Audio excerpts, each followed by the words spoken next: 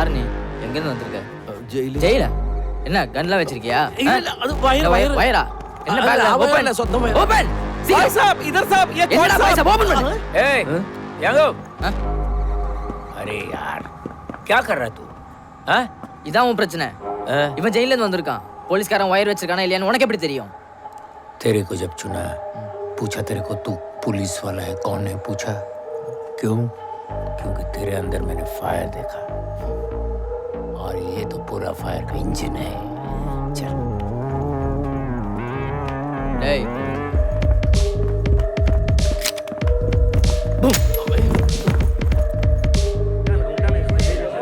देखो कॉमरेड्स मैं किसको लाया हूँ क्या सत्या भाई? अरे तो अपना जेल वाला वीडियो है भाई क्या सत्या भाई मस्त एकदम वेलकम टू कंपनी बैग रख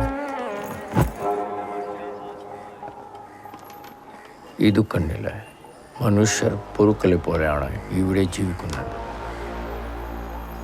ನೀವು ಜ್ಞಾനം आदिलपेटारा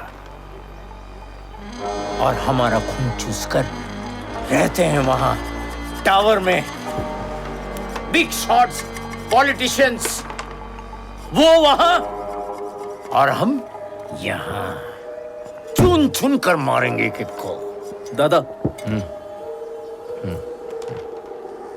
ഇതിൽ നിന്നെ ഡൽഹിയിൽ ചോദ്യം ചെയ്ത ഓഫീസറുണ്ടോ देख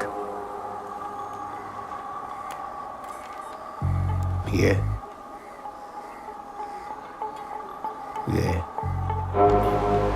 भाई साहब ये आदमी है ये आदमी ഇയാളാണ് എന്നെ ചോദ്യം ചെയ്തതും ജയിലടക്കാൻ തീരുമാനിച്ചതും അന്ന് മുതൽ ഞാൻ അനുഭവിക്കാൻ തുടങ്ങിയതാ ഇയാളെന്നെ Nambiar from Delhi. He's our enemy number 1.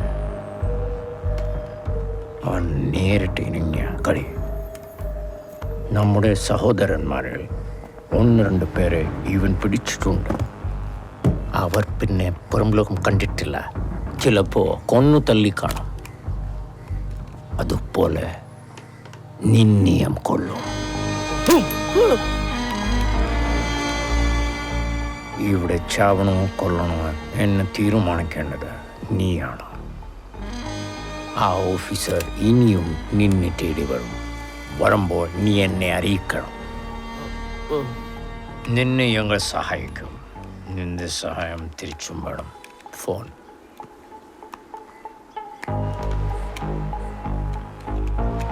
പിന്നെ ഇതിലൊരു നമ്പർ സേവ് ചെയ്തിട്ടുണ്ട് അതിൽ മാത്രമേ വിളിക്കാം മറ്റാരെയും ഈ ഫോണിൽ നിന്നും വിളിക്കരുത് റക്ക്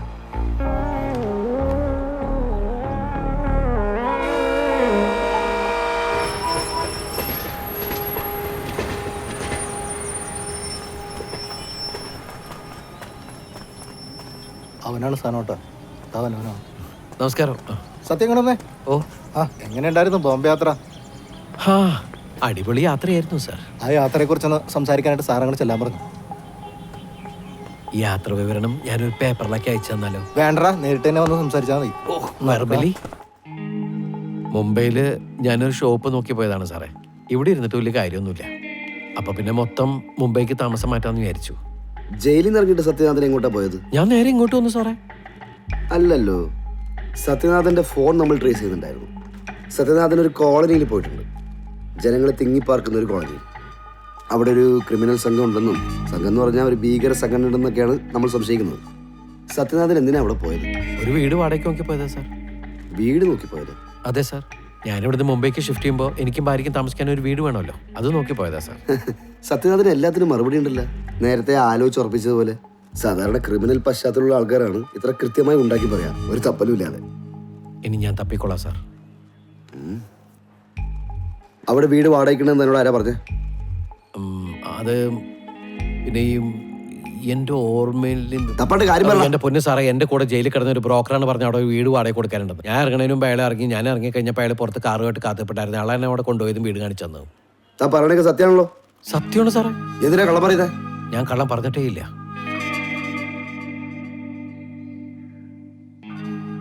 എന്തിനാ പോലീസിനോട് കള്ളം പറഞ്ഞത്? എടി, മറ്റവര് തോക്കും ബോംബൊക്കെ ഉള്ള ആൾക്കാരാണ്. അവരെ കുറിച്ച് ഇവരോട് വല്ലതും പറഞ്ഞാൽ അത് ഇതിനേക്കാൾ പ്രശ്നമാവും. നമ്മൾ ആരെയും കണ്ടിട്ടില്ല, നമുക്കൊന്നും അറിയേയില്ല. എന്തിനാ ഈ ആവശ്യമില്ലാത്ത സ്ഥലത്തൊക്കെ പോകുന്നത്? ഹൈ, ഞാൻ പോണതാണോ? ഓരോരുത്തന്മാരെ ഒന്നിനെ കൊണ്ടുപോകുന്നല്ലേ?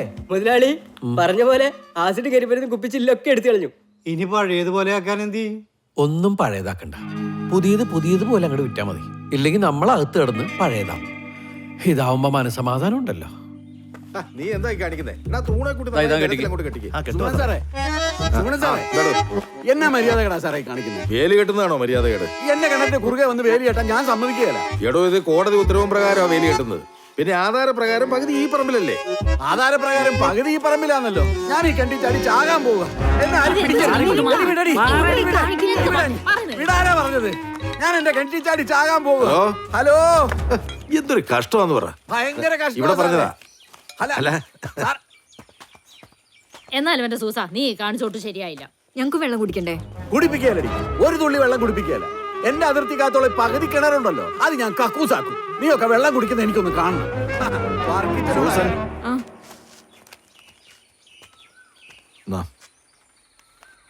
അപ്പച്ചനാ, ആ ഒന്ന് വേഗം കെട്ടി തീർക്കടോ.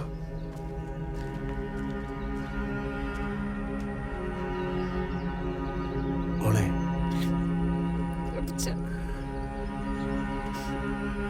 എന്റെ മോളിങ്ങി പോലെ അപ്പച്ചനും അമ്മച്ചി എല്ലാം മറക്കാം, ഒരു പ്രശ്നവുമില്ല.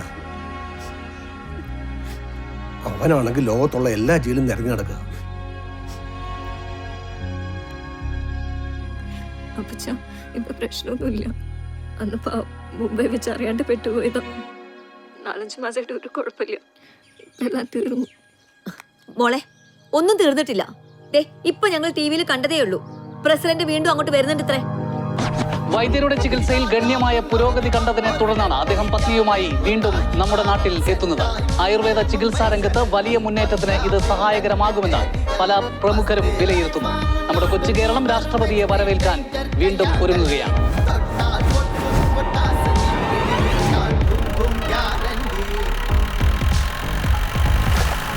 വിഷമിക്കണ്ടേട്ടാ, പ്രസിഡന്റ് പോയ അപ്പോ വരുവേ. നമസ്കാരം സാറേ. ഇവിടെ വഴി അടച്ചോണ്ടേ തോട് ചാടിക്കിടന്ന് വേണം വരാൻ. അതുകൊണ്ട് നേരത്തെ വന്നത്. കുറച്ചുകൂടി വൈകി സ്റ്റേഷനിലേക്ക് വന്നു. എന്നാ പിന്നെ ഇറങ്ങാല്ലേ? പോയി കയറ്. അവനെ കൊണ്ടുപോകല്ലേ സാറേ, അവനെ കൊണ്ടുപോകല്ലേ സാറേ. ഇയാളുടെ മനസ്സ് മാറിയ കൊണ്ടുപോകല്ലേ സാറേ, കൊണ്ടുപോകല്ലേ. ഞാൻ ഒന്ന് കണ്ടോട്ടെ.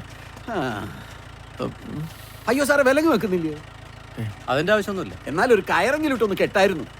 ഇതിപ്പോ എന്നാത്തിനാ സാറേ ഇടയ്ക്കിടയ്ക്ക് ഇങ്ങനെ വന്ന് കൂട്ടിക്കൊണ്ട് പോകുന്നത്? സ്ഥിരമായിട്ട് അവിടെ അങ്ങ് താമസിപ്പിച്ചോ?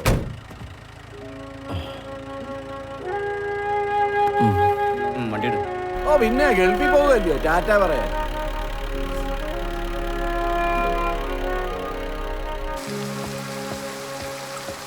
ഈ മുംബൈ ജയില് ഇതുപോലൊന്നുമല്ല, കാണാൻ ഭയങ്കര വലുതാ. ഈ ബോംബെ ജയിലിന്റെ മേസ്ത്രിമാരുണ്ടാവുക?